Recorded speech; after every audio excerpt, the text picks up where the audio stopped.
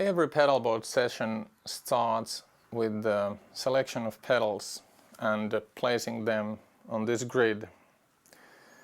We originally planned this by accident. We used to use those cardboards and all kinds of different options, but then we figured out this would be the most easiest way of seeing what different pedalboard sizes are out there. So let's say we have a player who has selection of pedals.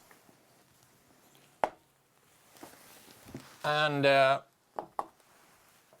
are circumstances where somebody wants to have a light board, but player has too much effects. So that's where we really want to stress of having only the effects that are necessarily needed. If you want to have everything in your board, that's fine, but then you will have to understand that you are not going to fly with it. But okay, at this point we are really in the process of selecting pedals. This is a compressor.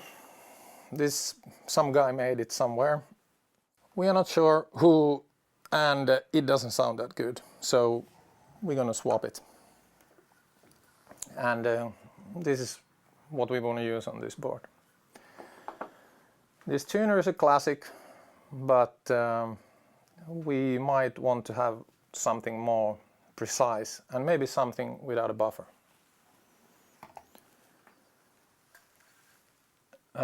This would be our choice. This one is a classic, it's a vibe.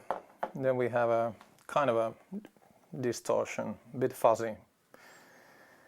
And this delay, it's also classic, but it's really just one sound.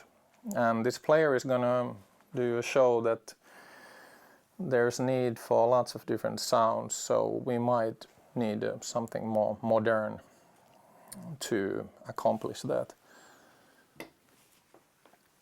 So we might have a pedal like this. So let's say that this is the pedals that we're gonna use. And then we would start to putting them on a grid.